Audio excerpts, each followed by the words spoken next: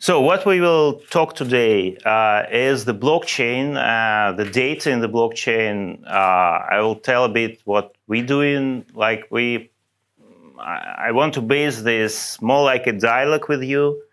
So it's not like a lecture. It's more like a discussion today.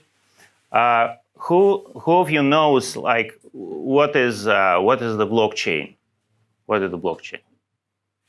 Almost everyone. Yes. So what can someone describe it in a couple of words? What is it? Who first? What is the blockchain? It's a ledger. Ledger. Okay. Decentralized. Immutable. What is it? It's a decentralized. Let's say group of ledgers. So you can keep the same thing in different physical, digital spaces, and then you cannot really affect it in any way. You cannot alternate the data, and then the sum should be the same if on any transaction should be reported there. Thank you. That's all correct. Thank you very much. Anything else? Any other ideas? What is it? Like all this correct? Actually, there are many views of. You can describe blockchain in very different ways, and all will be correct. And nobody knows what is it actually till now. Like yes, it is decentralized. Means that it doesn't have any center that controls all the network. That's very important point. Say, dollar is controlled by United States. Bitcoin is not controlled by anybody, at least theoretically, yes. Practically, we don't know. What else?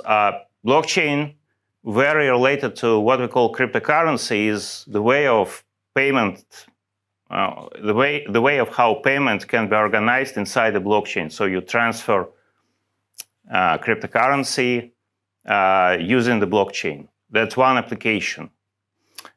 We also can talk about the blockchain, and we will today, as just a database. So it's like a layer on the internet which cares about the consensus of the data that people put in the internet. So we will consider this in this way. It's not quite mainstream. I mean, because people typically talking about cryptocurrencies, typically talking about decentralization, but we today will more focus on data. Why we think it's important? Because the data in the blockchain is describes objectively independent. It's like independent objective view of what's happening in the blockchain. Yes. So if we look at the blockchain as a database, what we will see. So here I wrote some claims that looks interesting for me, and you kind of can agree or disagree with this. So definitely blockchain is open. So it's open source. It has open data. It means everyone can read it. The nature of blockchain requires that you can read it because it needs to be replicated across many computers in the world. That's why if you cannot read it, how can you replicate it? So everyone can read it. And the open source means that everyone can code it, everyone can develop it. What means that it's decentralized and eventually consistent? It means that there's no center that controls it, and also there is no single understanding of the content. It means that, for example, like in the United States, some node means computer in the blockchain. Some node can contain one kind of data, and at the same point of time, the node in Europe may contain slightly different content of the data. Eventually, it will come to the same state, eventually, but at one point of time, they're different. This is the eventual consistent is a very important characteristic of the blockchain because it allows nodes to come to consensus about the transactions which happens in the blockchain. Consensus plays very important role. It is like agreement between many, many nodes, like thousands of computers in the world, they agree together that this data is correct. That's why this data is much more important rather than any other data in the world. Why? Because, because first of all, many people took time and they took efforts, computer resources to reach this consensus. And say in blockchains like Bitcoin, there are also miners who consume a lot of electricity to reach this consensus. So this is like important data. That's why the data stored in the blockchain, it's kind of important for us. Yes. Also, the interesting thing that the consensus, it defines the ordering inside the blockchain. By the way, why nobody mentioned that blockchain, like what this word means? Who knows? Like why? It's because it's chain of blocks. Yes. It cannot go it goes only forward. Yeah, because every new block chained to the previous block, that's why you cannot change the previous block without compromising the next block. So it likes each next block confirms all the previous blocks. But these blocks ordering is very important. So which block comes first, which block comes next. And consensus actually agree on this ordering. It means that you can consider the block as a measure of time in the blockchain. Not only in the blockchain, globally you can measure the time by blocks. And you can say that something happens on block, say 6 million. Or you can measure intervals of time. Say, for example, I am 2 million block old. Yes. So it sounds weird, but actually people who develop blockchain protocols, they measure time in blocks, and sometimes they set a timestamp, say in the future, on block rather than on the absolute time. That's why blockchain also is a measure of time, not just data. Yes. Cryptographic extensively used in the blockchain to prove the identity, integrity of messages, and so on. I will not dig today very deep in the cryptographics, but cryptographics helps us to be sure that the data inside the blockchain is actually true. So it's not only, say, validated by many people and they agreed on this by consensus, it's also checked by cryptographic signatures and so on. So it's like pretty reliable. What we will see today that the blockchain development is driven by protocols. And the database and the data also driven by protocols. What does it mean? That it's not just, say, one way of, for example, if we compare this with the internet, yes? What protocols we know in internet? Yes, one. What else? DNS. DNS, yes. What else? TCP/IP. TCP/IP was mentioned, yes. HTTPS. Yes, it's kind of maybe several dozens of protocols that, but TCP/IP, of course, is a backbone. It driven everything else. HTTP on the top of that, and other protocols also, they like put on the stack of each other. For some reason, blockchain is not developed like that. The blockchain right now is more or less like a set of rather independent protocols. One of is Bitcoin that was developed 2008. One is Ethereum, is 2016. Yes, and we have the modern protocols like Hedera and many others, and they not look like stacked on each other. They like more horizontally scaled. So blockchain now developing more like in breadth rather than on height. Yes, and we will see today in the data a bit about that. So talking about the data, so I will show you this graph, yes, and we need to understand the difference between the blue and the yellow. What do you think is blue and the yellow? It's a tough question because there is no transactions like blue or yellow. No, yes, you're correct. The yellow graph is transactions per day in millions, I think. And what is the blue? the amount, like the value. Price. It's the Bitcoin price. It's actually the graph of showing. No, it's Ethereum. Ethereum transaction count and price in USD.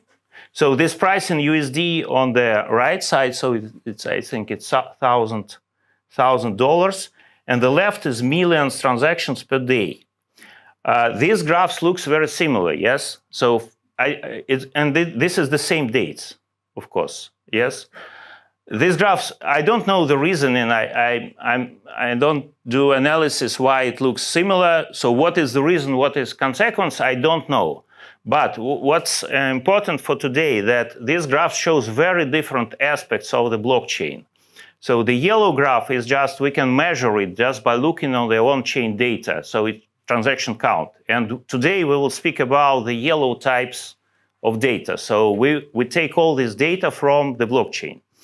The blue is the price of Ethereum. Who knows how the price of cryptocurrency actually calculated? Who knows that? Is the price in which someone going to buy and yes. going to sell? Yes. So it's taken from exchanges. Also only exchanges knows what is the price, and actually they can manipulate it in the very wide area, and it happening. So by It happened very recently. It happened very recently. Dogecoin and this thing. Yes, as well. But this data you cannot verify the price of Bitcoin. It's not. It's like a stock exchange. Yes. While the number of transactions, everyone can verify it. And as we've seen, as this data already passed the consensus and, sorry? Actually, I never thought about this, but in the stock market, there are market makers and so on, and the stock is only exchanged in one stock market, and there's certain rules and stuff like that. Actually, I just realized that, yes, for cryptos, there's no price of Bitcoin. There's a price of Bitcoin for each exchange, right? And do the exchanges communicate between them for a price? What happens? Absolutely. Every exchange has their own price. And when you see the price of Bitcoin, there are companies, they do indexing. The indexing, they take the weighted average of different exchanges. And actually, depending on the algorithm, how you do this indexing, you can get slightly different measure of that. Because on one exchange, that's correct. The price can be, let's say, 0.5% different from other exchange. That happens. That happens. Not for a long time, because there will be arbitrage. Of course, yes, of course. So today we will talk more about the yellow type of data. So it's called on-chain data. And here is why. Because I came from the Bitquery company. I founded it 5 years ago as a company that doing indexing of the blockchain data. It provides the APIs for customers. We have a lot of customers that just use our data in different ways, say for risk analysis, for application, for trading, for everything. And we provide only on-chain data. This is our focus. And today we will use our tools and also I built some presentation Python notebook based on Jupyter, and we just will look at the data that we can easily read. And this project actually open source. You can just run this notebook and execute it. And there is instruction, and Panis will distribute the link to this project. Okay, how we query the data? It's actually pretty easy. So this this is kind of language that we use now. 1 second.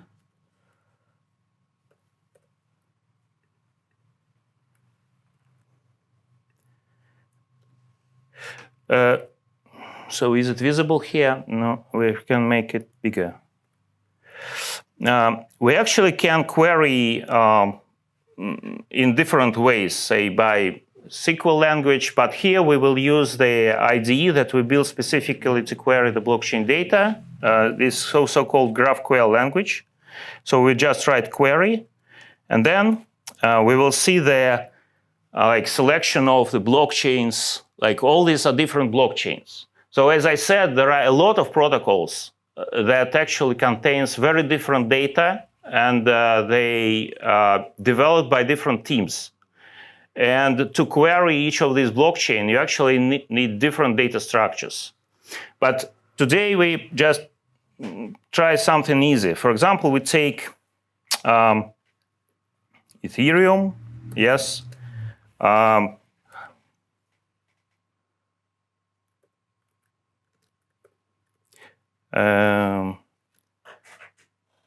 How many transactions were in Ethereum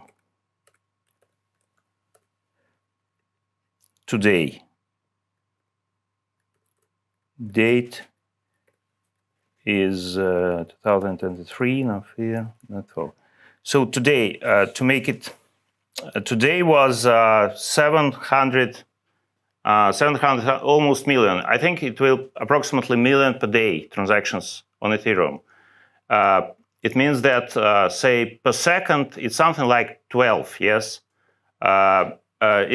Is it big number? What do you think for blockchain? 12% in total. 12 per second. For all the, regarding all the other transactions, you're saying? In Ethereum, yes. It's not that much, actually. It's not that much, I agree with you. So, for example, if we take the same like metrics for Bitcoin, we can look at Bitcoin.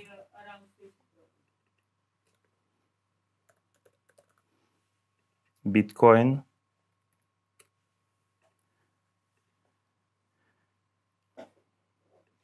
One second. We will see it together. So Bitcoin is even less. It's 200 something transaction per today only. And actually, we can query different things. For example, for Ethereum, we can ask like questions. What was the fee that people paid today for this transaction? Do you know what is the fee in blockchain? Commission. What is it? Cost that is needed to make a transaction inside the blockchain. Yeah. Yeah, and actually the miners need to get paid.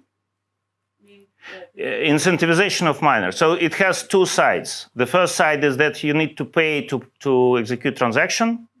And the other side is that miners get this money to incentivize that they actually support the network, correct? So today, people spent 2,000 Ethereum on these transactions. 2,000 Ethereum today, maybe multiply it.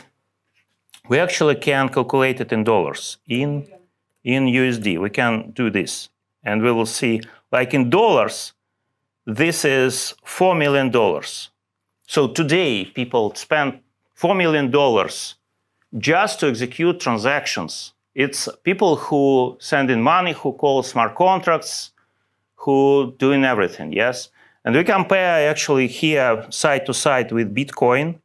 So I again copy this and say for Bitcoin, it's called here differently. It's called here, I think, the fee value. And again, let's do it in USD. Yes. So Bitcoin is $600,000. So imagine that when you're using like regular database, some of you program databases probably. So how can you imagine that the database will consume so much money to put the data in the database? How can you explain that? Why people paying so much money just to put the data in the blockchain? It's like millions per day, yes? I think the answer is that because they need them, because it makes some additional financial results from that. We will see why they're doing this, but it's interesting fact. So I would say this also has another point of view that say if people pay for this to put this data, then this data means that it's data at least like cost $4 million that you put it there. Yes, so because people just put it there. I think it's also for security very often to stop attacks or something. Of course, yes, and security based on the fact that somebody incentivized to support the network. So they feel that it's a secure transaction, they can keep the money there, but it's also what you said, that if you go with NFTs, they believe that the value is quite important, the value of the data is quite important. Yeah, correct. That's also true, yes. So we can make the additional dimension like date here to see how it, oh, this is the wrong date. So if we put date here, we can see the how this value changes with time. Say I took the interval of 3 months. Let's see what it gives us. So we now see the data by each day of the date, and it's kind of has approximately the same numbers per day. But what's interesting here maybe is to find the maximum of the fee that person ever paid for the transaction. Say for today, say take only today for now. We take today.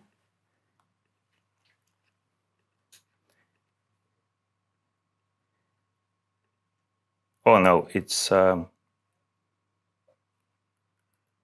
not after, it's in. Yes, today somebody paid 11 Ethereum, which is $20,000 per one transaction only. Yes. So, but this is not a record. How much you think people paid, like historically? 100 Ethereum. No, it's too low. Yeah.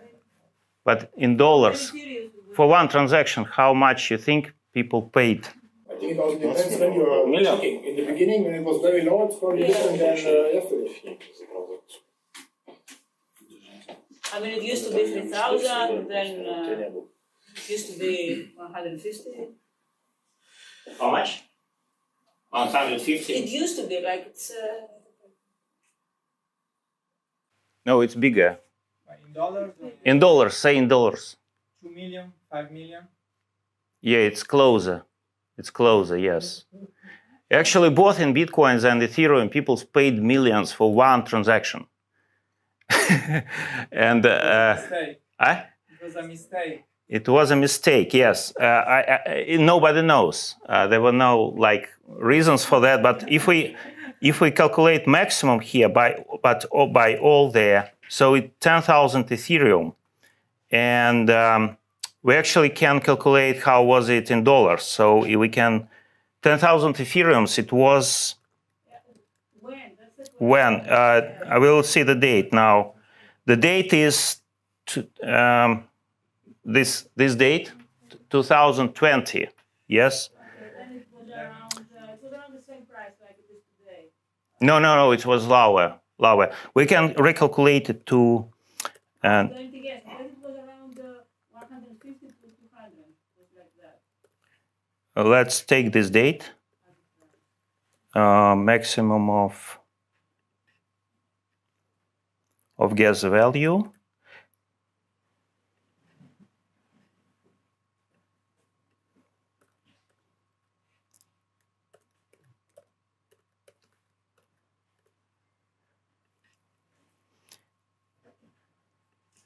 So it was approximately like maybe $2 million per one transaction.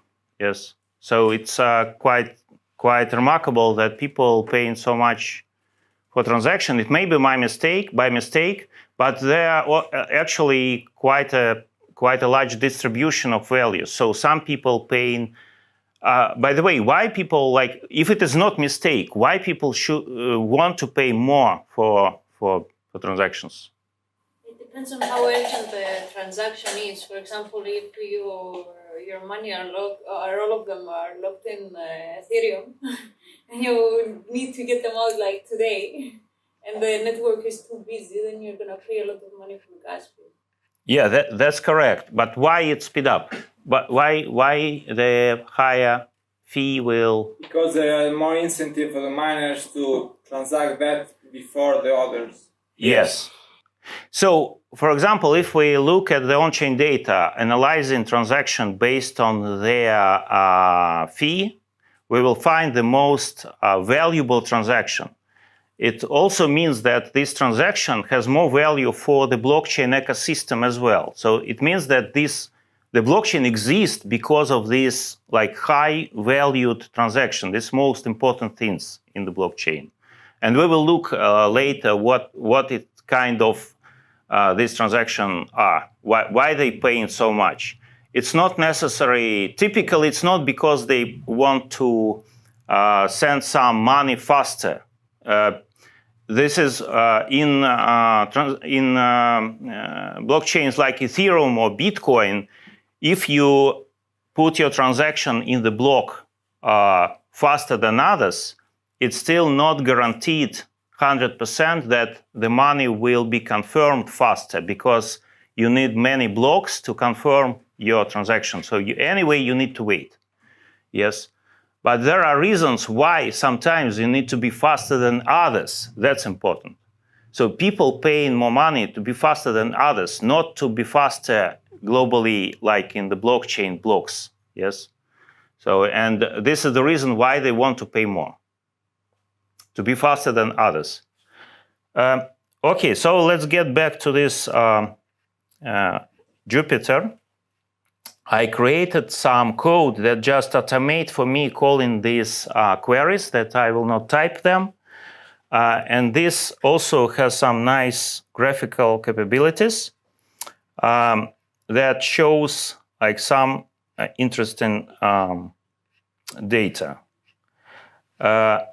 So first that I want to show you that the statistics over multiple blockchains using very simple metrics, transactions per day. Why I selected this metric? Because transactions exist in any blockchain, first of all, so I can compare apples to apples. But the meaning of transaction can be very different. For example, we cannot compare apple-to-apple Bitcoin transaction and Ethereum transaction because they may carry absolutely different semantics. But from the other point of view, we now see usage of blockchain, transaction count is pretty much good. It's analogous to what we, for example, use in internet when we count page views or number of hosts on website. Websites are different, but they compare by page views, yes? We here want to compare different protocols using this simple metrics, transaction count per day. So this graph shows just one Bitcoin. And what you see here, that it started with 2008 here, and it very slow grows, very, very slow. And here is the curve, and it grows to some metrics like approximately 400,000 per day, and then it stopped to grow. Why it stopped to grow? There's a limit on Bitcoin protocol, maybe. Yeah, that's true. Because the blocks in Bitcoin protocol is pretty much rare. It happens maybe once per 10, 20, 30 minutes. Every block has limited size. So even if you want to put more transaction, you just technically cannot. And people started to doing like different modification of Bitcoin blockchain. For example, Dogecoin, which is currently advertised by Elon Musk. So, but Dogecoin, as you see, not playing well. It's yellow here. So it's well below Bitcoin. Even with Elon Musk, it doesn't work. Okay. Because of you. Yes, and what's important that there are networks that built on top of the existing code that developed. For example, Dogecoin is completely built on top of the code of Bitcoin. It's just a replica, actually. Yes, but there are protocols that built completely differently. So developers created them as some technological advance. And in this case, they compete with Bitcoin directly. And I will open here right now only the Bitcoin-like protocols: Litecoin, Dash, Zcash. Let's see. So still, there are some spikes here on Dash, which had a lot of transactions, but at some days. But actually, as you see, they don't very compete with Bitcoin. So Bitcoin still has more like transaction, has more activity, more unique users. By the way, we could calculate also unique users this way to check like, and we will see similar numbers. So it's kind of proportional to transactions. That's why I selected transactions. So these protocols did not do much good. So all forks of Bitcoin, they couldn't compete with Bitcoin very well. But the Ethereum could. So Ethereum, I will now uncomment just Ethereum and compare it with Bitcoin. So Ethereum is yellow. Yes, and you see it's well above the level of Bitcoin. And the reason is that it has faster blocks. It has more, I would say it has more demand from developer community, and developer community contributed a lot in this transaction volume. Yes, but still you see that there is some limit still, like approximately 1.5 million transactions per day is kind of limit for Ethereum. And the only way how it can now scale higher is using the parallel execution of blockchains. Say it will be like not one Ethereum blockchain, it will be 100 Ethereum blockchains running like in parallel, but they like works as a single like network. That called sharding, and that may be the only way how this kind of blockchain can scale. But it's not the full story. So EOS was very promoted in like 5 years ago. It was a very famous project. And if we add EOS here, so green is EOS. So you see that EOS actually raised this limit at almost 10 times. On top of it has 10 million transactions per day, which is pretty high already. 10 million transactions per day. It's more than 1,000 per second.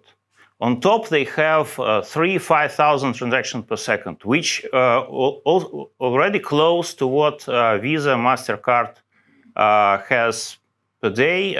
I heard they have approximately 7,000 per second in peak transactions.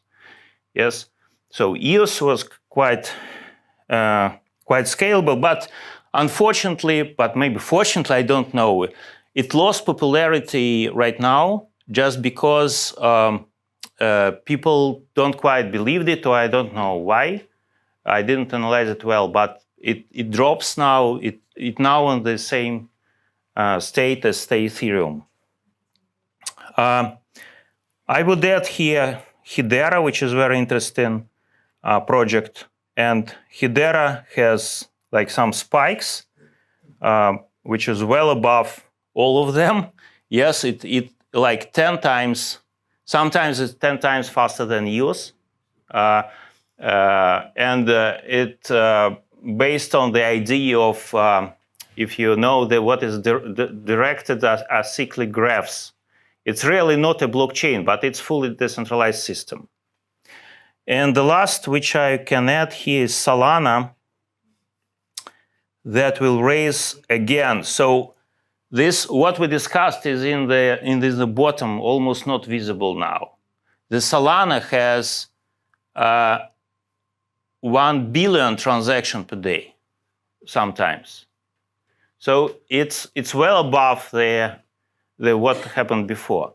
What all these graphs shows. Actually, I have the other graph that here that just accumulate all this stacked on each other. And I think what's important here is that blockchain grows not because it has, say, one technology, say, is internet, TCP/IP, but it grows because the number of technologies grows. So because every technology has limitations. Bitcoin has limitations, Ethereum, and every new technology also has limitations. And people starting using new blockchains actually contributing to this usage. And this, if we just count the unique users, transaction per day, and so on, it grows because the number of protocols grows as well. Yes? I think for these are not transactions per user, or not all by user, but also gossiping and internal transactions. Well, that's very important. Let me answer this. So first of all, the user in blockchain, unfortunately, they're not visible. We see only addresses. We can count unique addresses, for example, as a metric that we can calculate. The address is not user. One user may have 1,000 addresses. Yes, but still, every transaction is on behalf of somebody who can sign it with a cryptographic private key. Yes, who owns the key can sign this transaction. So ultimately, every transaction has some signer, which is a subject, some entity. I don't know how to call it correctly, but somebody signed the transaction. It means that every transaction makes sense. It's because of this cryptographic signature. It's not like computer generated something. It's like somebody signed it or delegated to somebody to sign it or created a bot that signed it, but There was an intention. it was intention. Yes. Every transaction is intentional. It's not technical passing back and forth. I mean, I did hear that the Solana, they did more or less artificially raise the TPS because they also count in the internode communication. And the nodes, because they have, I don't know, a few thousand nodes or something, and they also generate a lot of transactions, but they are not really from users or not from user-initiated or bots. You mean it's bots, not between nodes? No, just the communication to build consensus or to create a new block and everything. And this is why. No, we looked at this. Actually, if you see these graphs, it actually real transactions. So it really it has transaction just for supporting protocol. They have vote transaction, for example. If you mean that, the vote, if you just even subtract the vote transaction, the picture remains the same as I show it. It has maybe 20-30%. But it's not huge number. So Solana really processes a lot of transactions which are real transactions. That I can confirm you. But other question is maybe it's bots. Maybe it's just all automated and we don't know if it is like they want to promote their network. That's why they generate so much traffic. It's also EOS was blamed for that, but we don't know. We didn't do specific analysis of this. It's like you created a website and you created artificial traffic from some other websites, like poor artificial traffic, yes? And you say, I have a lot of hits and I have a lot of page views, but actually you don't. This is the same. It looks good. So if we so this is the stack diagram. It shows the diversity of ecosystem, and it also shows that we just in the very beginning, because you see this is 2019 where all this like different colors started, and you see that these colors are growing and growing, and we just in maybe 3-4 years from the beginning of this growth of adoption. And if we compare this with internet, it's actually rather hard to find similar picture for internet when it started. I found this graph that shows from 1990, it's some early stages of internet growth. What is interesting that internet also grown differently in different countries, and at some countries it grown very fast, and their growth afterwards was due to diversity, say Africa connected, South Asia connected, different audience of income size.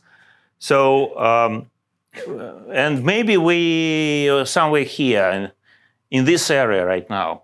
Like when we talk about blockchain, we're somewhere in this area comparing to internet growth. And I don't know how it will go, but it looks like the growth of blockchain will be because of different protocols will play different roles. And there will not be like single thing that covers all cases.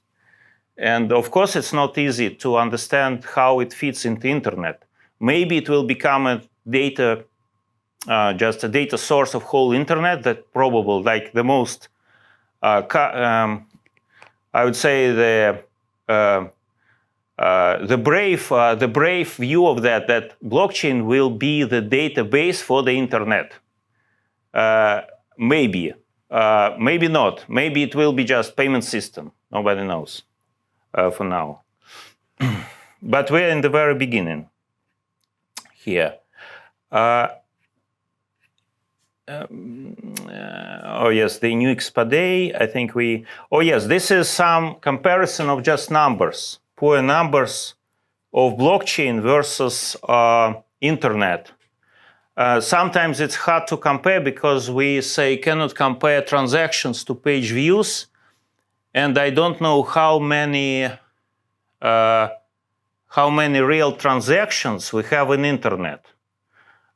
Say transaction, you can call for, say, person buys something in Amazon. It's maybe transaction, yes.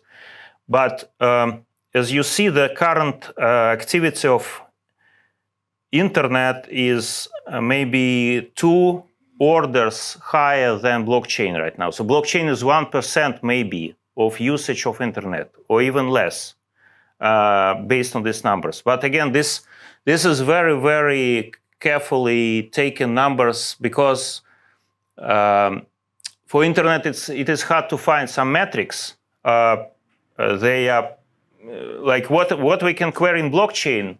For example, I cannot query directly page views of Amazon website.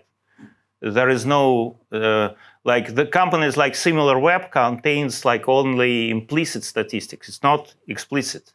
In blockchain, you can collect direct statistics, not like from somebody else. Yes, so it's, and what is important here, data size, petabytes, it's important for us. Currently, we estimate like maybe 10 petabytes size of blockchain, all the networks of blockchain, but 10 petabytes. In internet, I think this 5,000 petabytes is underestimated. It's maybe bigger. I've taken it from Google interview, but it maybe now it's, if you calculate YouTube, maybe it will be higher. Nobody knows. Also, this data doesn't belong to us and not open, unlike blockchain. What else can we see? We touched this question that the Ethereum is different from Bitcoin. It has smart contract. Who knows what is the smart contract? You know everything. So what is it? Okay, smart contract is when parties agree on specific parameters for execution of a contract, and it can be applied in many different things, even in maritime ships. You know, ships come from China to Cyprus, and then the point is not to have people interfering in that. So you agree. You have the term specific, terms when it's violated, terms when it's well executed, and hopefully there is a situation that is well executed, and then you have also the transaction completed. Correct. Yeah, that's correct description from, I would say, human perspective of this. Yes. But what is technical? What is it technically? It's a program. It's program. Yes. How is smart contract different from a regular computer program? It's in a blockchain. Hmm? That it's inside a blockchain.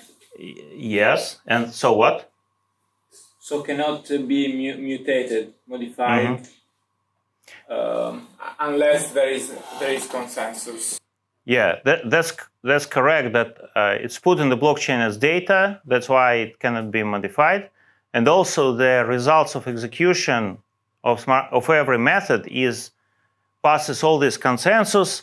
So if somebody executes smart contract in the United States and somebody in Europe, so they will get exactly the same results, which sometimes not happening with other computer programs just because of some different data that you take on input or different versions of this program. Yes, so you're not guaranteed.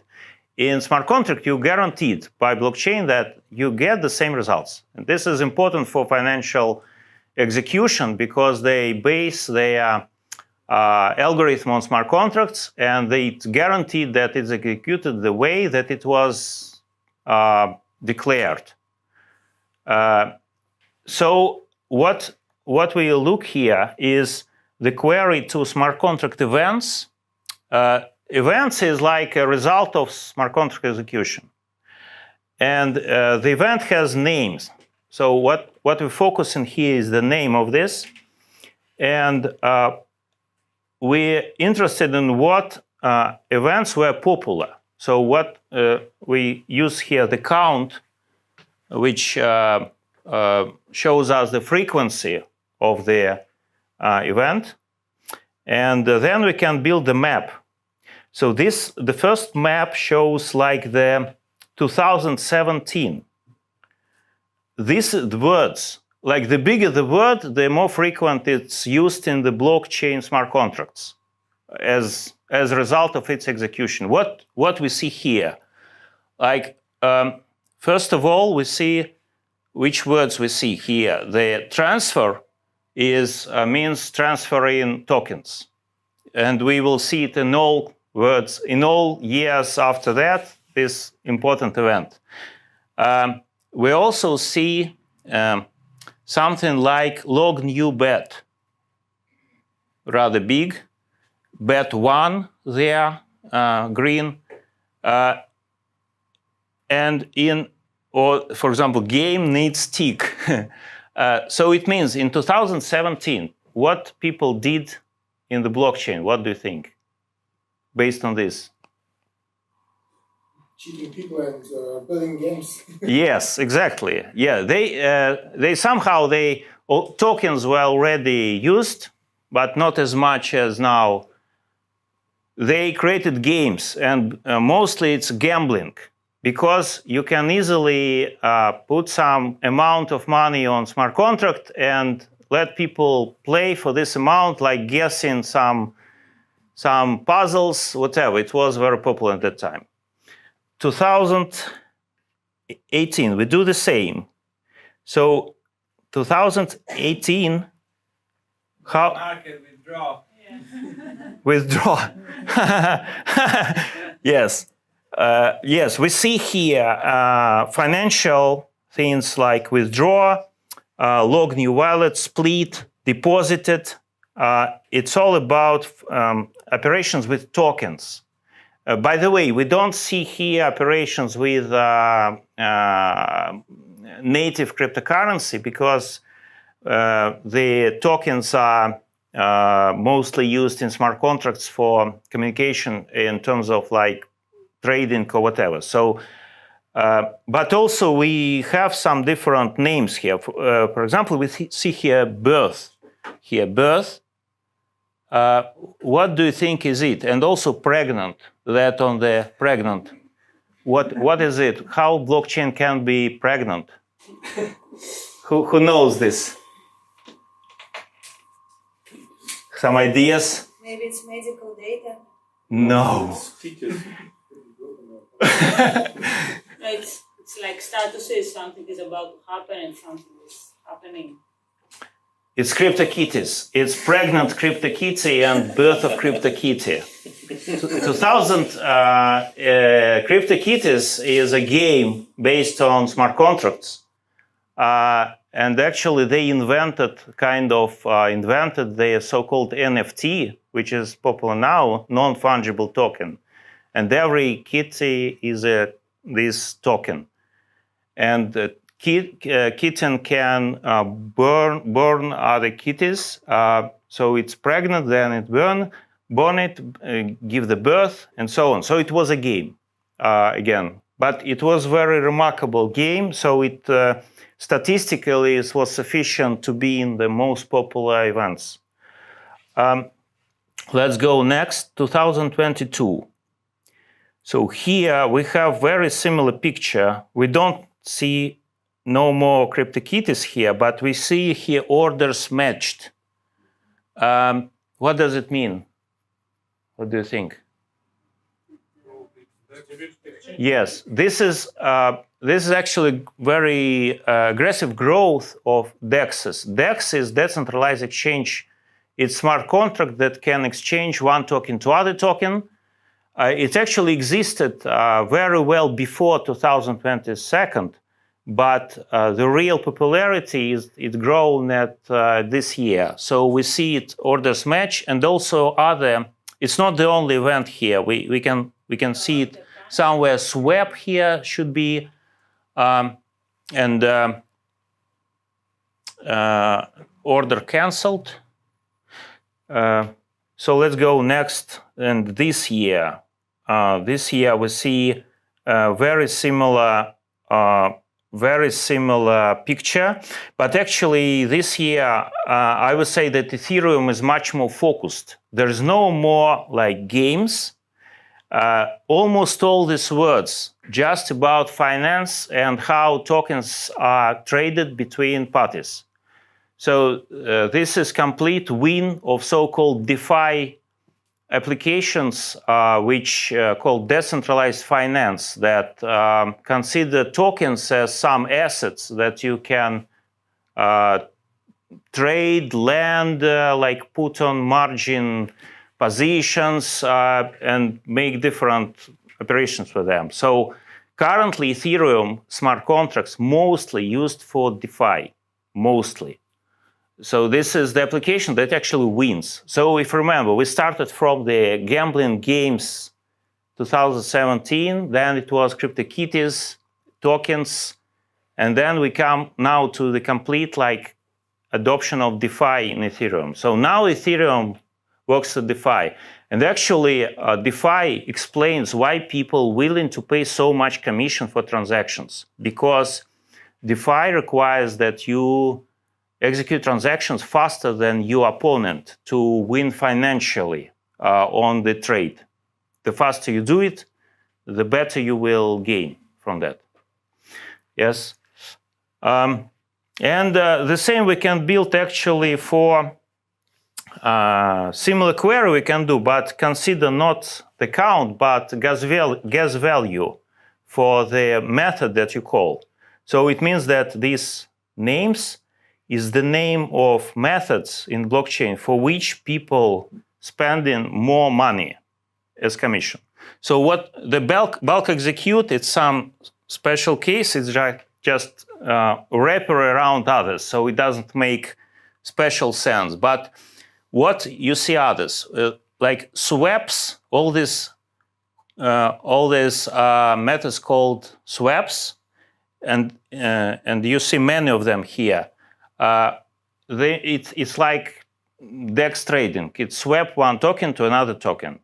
People right now, they pay commission to make swap as fast as possible, faster than others. That's what we see here. And actually people, and all the Ethereum powered by this application.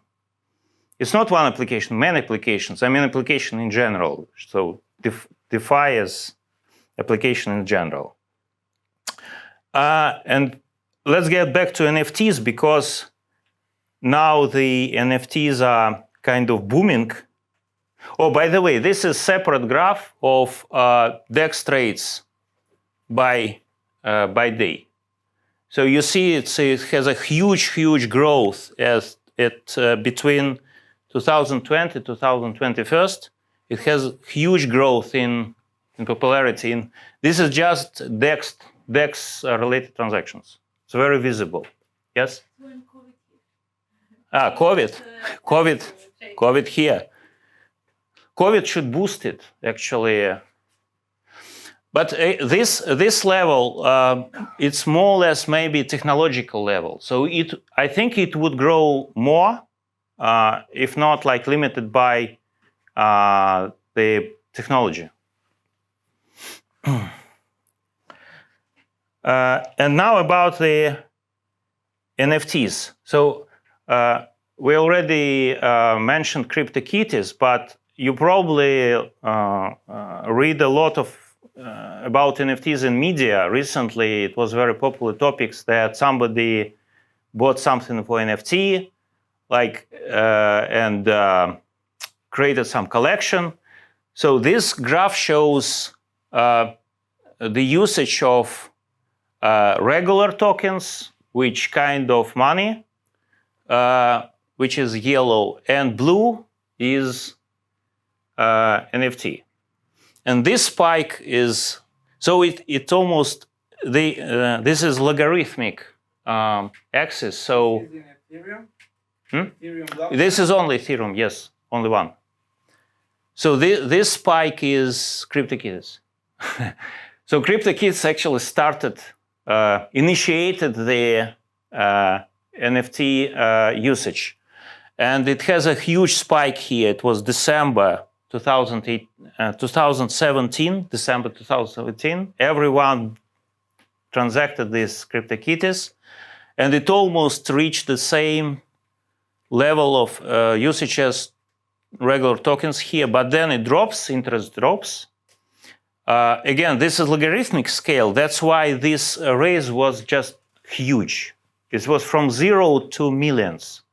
Yes, and then it was gradually grown. And here is a result of this media reaction that NFT started to grow. And last year, it even reached the same level of usage as regular tokens in Ethereum. It's quite remarkable. But the tail there, like the last maybe 3 months, it's going down. So maybe it will not come back, who knows? But we see this tendency, like it's not clear if it will be the same popularity as, say, DeFi. Because DeFi actually is more fundamental thing than NFT. For me, it's more like replacement for financial system. But what is NFT? What is an NFT replacement for? Not clear. What is the market for that? Maybe you have better ideas on that, but who have some ideas what can NFT do in the future? Yes? It depends on the ecosystem you have behind it. It depends on the whole project in general. It's the value that you put on the project. So you have a crypto casino, for example. Yes. You make an NFT for the casino. It's the value of the casino. It's not the value of the. It's like a ticket or a Like a fish. ticket, yes. Yeah, NFTs used by, I personally used NFTs as a tickets. It works. Yes. You show NFT, it's like you pass. Yes. In art, they approach it. In art projects, they approach it a bit differently. Yeah, but in art it also have some uniqueness to be required for that. Like you're the only owner of this. Yes, it's different meaning. The problem with NFT, I think they have a lot of meanings. Technology is clear here, absolutely, but the meaning, what is it? It's kind of unclear for people that uses, even who uses. I've also seen it as a subscription for platforms. You could get an NFT, like 200 euro for Ethereum, and then you can access the platform and you can actually play the games in the platform, hiking games. Yeah, but it's similar to Ticket by the model. Yes, Mark. Maybe they can also serve as the vehicle for tokenization. So whenever we want to kind of represent something from the real world into a blockchain, it might be, for example, for an in-game item for sure. But I mean, even in Cyprus, there are people who are experimenting with tokenization of real estate. It would be amazing if we can see.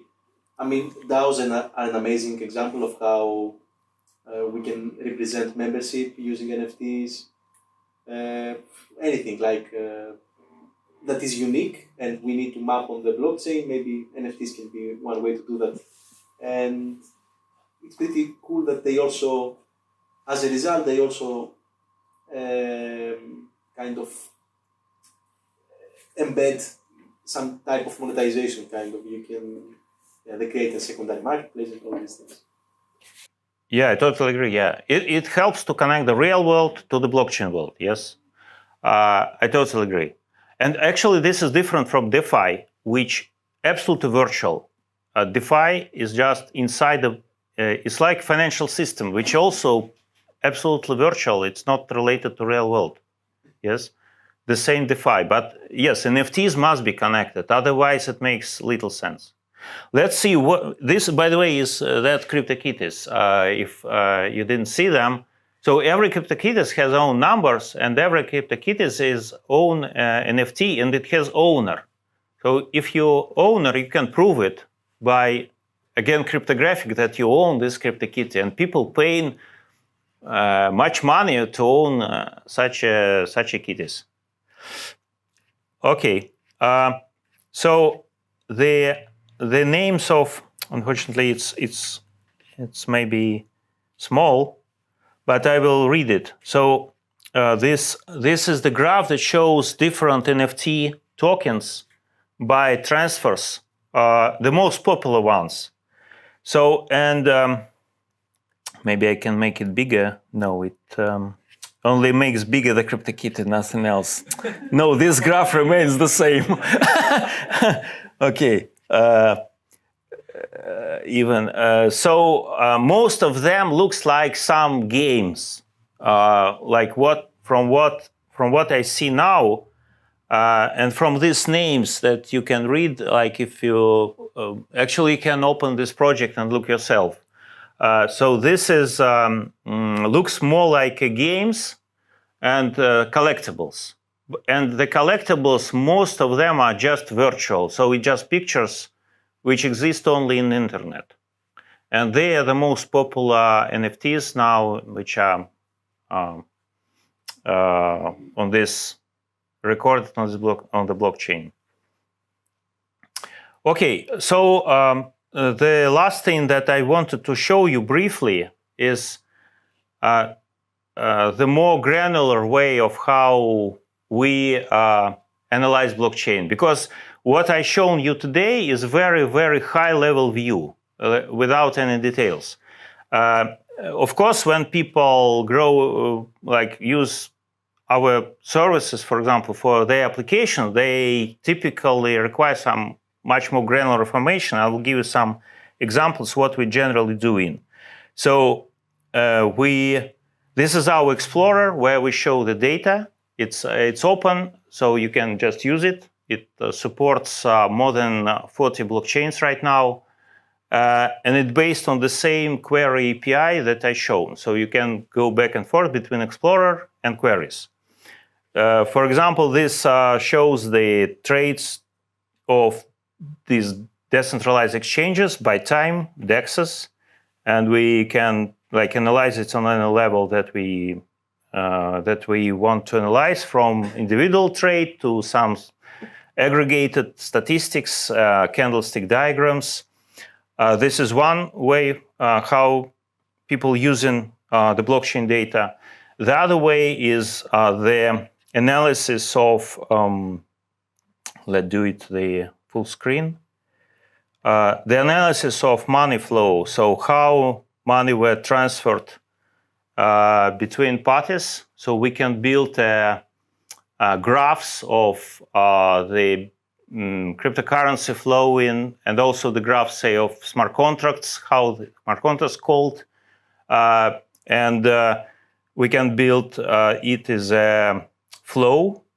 Let me show you the different view of this. So this flow shows like how much money were put where.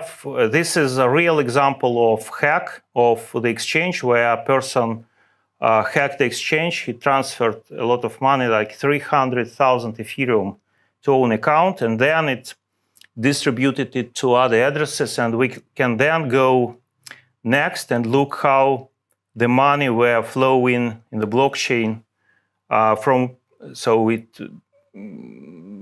to 10 hops from the original person. Like we can follow the money till this money comes to some place where we can, say, block it.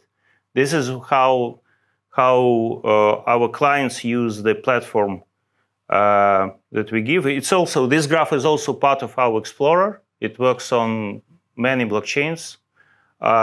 So using this, you can see where money comes from and where it goes.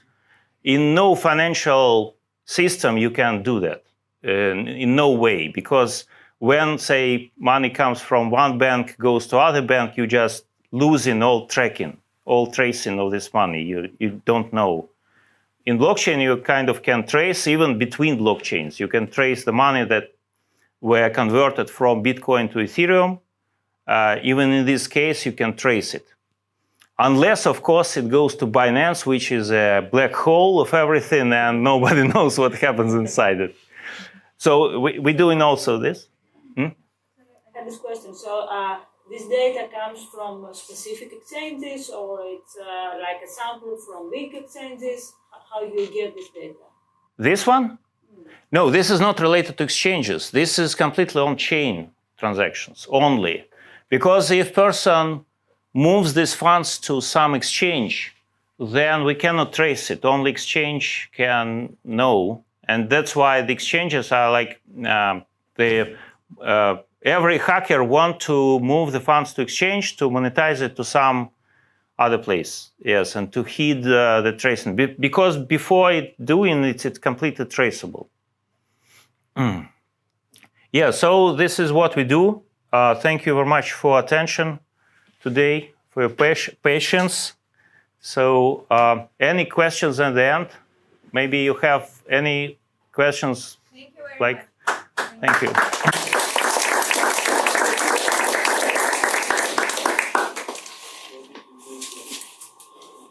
A lot of information.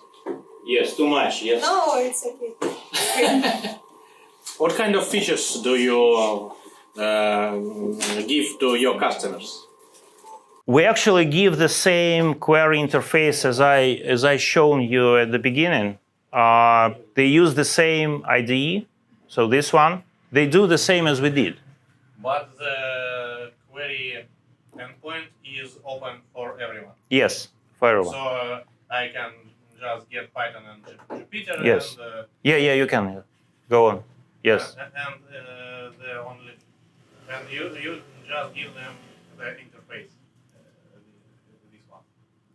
No. Interface is free. Absolutely. It's just to compose the query. We have free plan. Say if you open this Jupyter, you need to enter your API key. You have free 100,000, approximately 100,000 queries per month. If you exceed that, you need to buy some paid plan. Okay, I understand. So Yes. Yeah, sorry.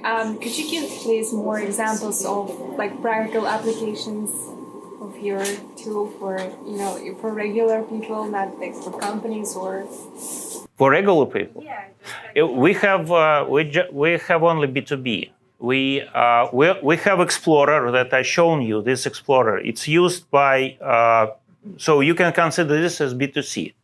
Yes, because everyone can use it. But actually, everything that we sell we do for businesses. I suppose it's financial institutions or trading. This information is useful for these companies, right? Of course. Yeah. We have institutions that uses this for different ways. For not just investigations is one of them. Tax calculation is another. Marketing for sure. Marketing? Yeah. Maybe, but mostly they are financial in terms of they calculate taxes. They do portfolio analysis, investigation of some stolen money or sources of money, KYC, know your customer, AML, anti-money laundering. So we don't know what they're doing. We give them data. Yes? I want to know about NFTs because I read that they are stored in another blockchain, not in Ethereum, the content of that. The content, How yes. does it work? Which blockchain is most used, for example, if you have also some stats on that? Really, NFT typically the content itself. Say if you have CryptoKitty, you own the CryptoKitty. What it means? It means there is a transaction to your address.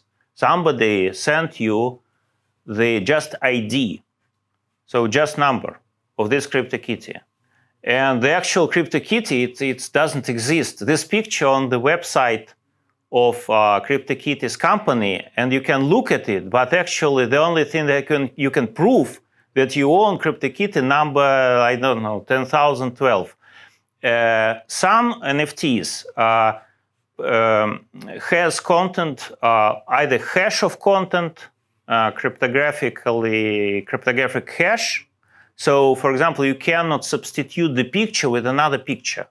So you kind of protected here from, say, you bought some CryptoKitty, but actually now website shows different CryptoKitty. Yes. Some NFTs stores the content in blockchain, but it's only small. Like 8 per 8 pixels, for example, the way NFTs like 8 per 8 faces, it was completely on the blockchain, but it's exceptions. But actually, you don't need to place the whole content. For example, if you present your plot area of realty as NFT, you just need to put like coordinates of this plot, like cryptographically hash it that nobody can modify and place it in blockchain. Hash is just maybe 32 bytes. Okay, my understanding is if there is an artwork inside the NFT, a digital artwork, that picture changes over 5 years, let's say. Mm-hmm. So the owner has just the token of the NFT, the ID, as you said. ID, yeah. But nobody knows for sure what's the original image of that. No, if you store hash, you can prove that this is your image. You store? The hash of the image. You can store the hash, like 32 bytes. If the image modified, the hash will be different, and you can prove that this is my kitty and this is not my kitty. Yes, you can prove it. And R-Wave, do you have some stats on blockchain R-Wave? About what? There is a blockchain called R-Wave, which... no, we don't have it. Okay. I think we don't have it. Because that I read is used also to like a database, not data cloud. You know. To store bigger files. Bigger files. Yeah, like an image 1 megabyte or song or a document, everything. Inside. Yeah.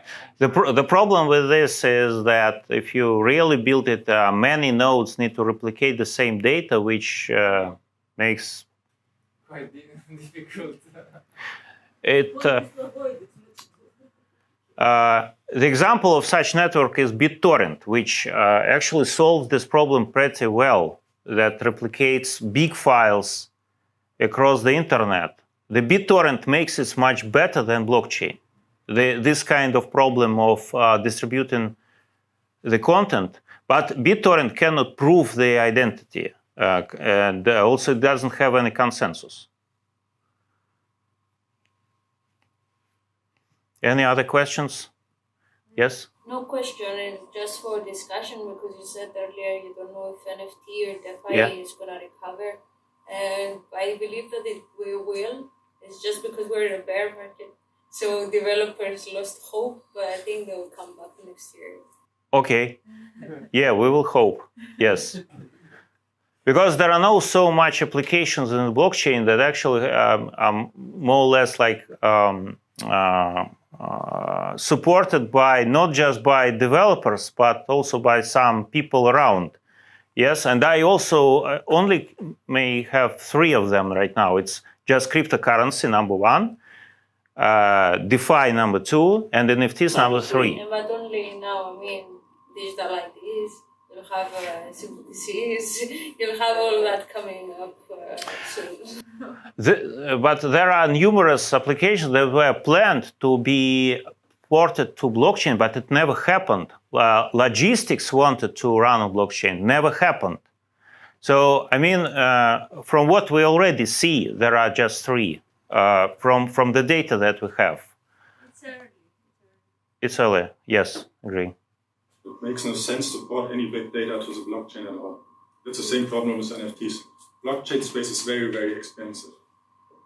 So we don't store any NFTs or anything on the blockchain. So the blockchain will never become the database or something like this. If you just use the hash functions in the blockchain, then it's not a problem, right? Yeah, but as I said, the blockchain related to NFT, blockchain doesn't solve the problem of storing the content. It solves absolutely different problem about the value of this. So actually, blockchain can play important role in valuing things. Say, if you have something, how can you know how much it is? Say, what is the price of this? How do you know? Especially if the thing is absolutely unique and there is no analog that you compare. NFT here can help people to evaluate things that they never imagined that can be evaluated. And of course, art is number 1 that has this issue, yes? But maybe not only that. Say, reality, say also every house is unique, or every plot of ground is unique. So every unique thing has a problem of valuation. And nobody knows how it costs. Yes, and blockchain can actually solve this issue by combination of the proof of ownership and identity plus the DeFi that already knows how to trade things between, say, it can compare dollars to bitcoins independently from central organization. DeFi already solved this issue. So for NFTs, maybe it's also the way of like evaluating things. It may be important role in the internet. What do you think about that? Yeah. So when it comes to the concern of not being able to put data on the blockchain, right? Maybe I'm missing something, but I don't understand the point. If I want to have a movie, for example, I don't see any reason to put the movie on the blockchain if I can take the checksum of the movie.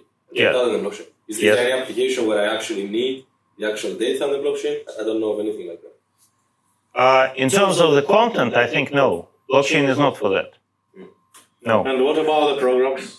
We need to have one of them. Programs are the data. Smart contracts. Smart contracts. Yes. Technically, Ethereum really plays smart contract inside the blockchain, but actually it's not required. There are blockchains like Solana does not do that.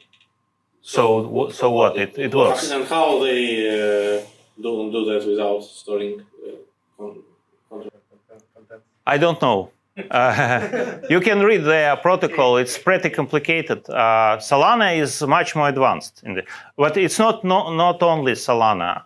I don't remember. There are blockchains that we indexing that have smart contracts not as a data. It has separately.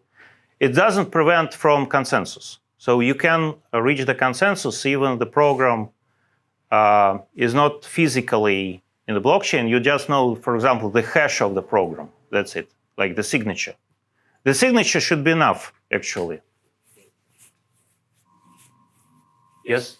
You pulled a lot of data from different chains. I would be interested in how you store them and how you make sure that you don't run into any node errors when you fetch it, basically. How you make it performant so your queries run very fast. We store the data in the database, Yes. not in the blockchain. So we have dedicated database. The database engine is called ClickHouse. It's developed by Russians. Now they're in a Netherlands company, but it is open source. We have tests and we have independent reviews of the data.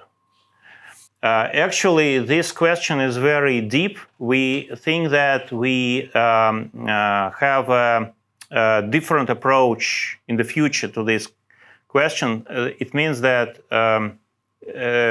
we want that the data need to be cross-validated by independent parties. I think this is a very demanding feature for what we're building. Right now, we do not have this. But sometimes in the future, we plan to do that. So basically, you're running lots of nodes, pulling all the data in your centralized database and give access to other customers. Absolutely, yes. Yes. Yes. This model is not efficient.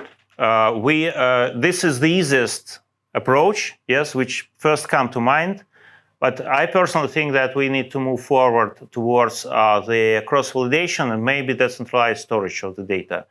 There are protocols. One example is Graph protocol that indexing the data by decentralized nodes. And this is one example. And we move in towards somewhere closer to what the Graph protocol is doing, but somehow different. Yes. This is a good question, yes. Your question, check out IPFS. It's basically a distributed file system with a coin on it, like Filecoin, and you can use it to store data on the blockchain. That wasn't my question. IPFS. No, I mean this guy in the white shirt. He's looking. You wanted to store movies. Yeah. Yes. You can use. No, my question is there's a purpose, right? That's the thing. I know you can do it, but you need to. You know, not everything makes sense, of course. The purpose Most is things that make no sense. Yeah. you do not, I mean, you can have the checksum, but you might lose the data. So if you need the guarantees like availability and long-term preservation, it might make sense to store it in Filecoin or Arweave, but it's very expensive. Yeah, actually, it's very hard to build decentralized system that will be equally effective as centralized system. It's just impossible. So when you build decentralized, you compromise performance, effectiveness, like reliability, everything, for the sake of the idea that you need to run decentralized. This is one of the problems that every protocol is struggling actually. I think there's really hope doing that. I think human needs are not growing as fast as what technology can provide, right? So we make solutions more efficient, storage becomes cheaper, computing power becomes cheaper. Maybe at some point, it scales, the supply and demand meet each other. You know what I mean? Maybe, yeah. Maybe due to chip, it maybe like effectiveness will not be number one problem for computation. I think even now it's not the main problem. Like when you select the computer, you're already not looking at how much gigahertz it has in like CPU because every computer is fast enough. Yes, and maybe we will reach this. Yes, but say for databases, we're still not there. Say if you have the database, even on this size that we have, you care about performance a lot. You just cannot just take average hardware and run on that. It will not run. We use rather powerful servers just to run our database, which not even 1 petabyte. We're less than 1 petabyte, and like Google has like thousands of petabytes. So for databases, maybe database is one of the most difficult thing to scale in decentralized way.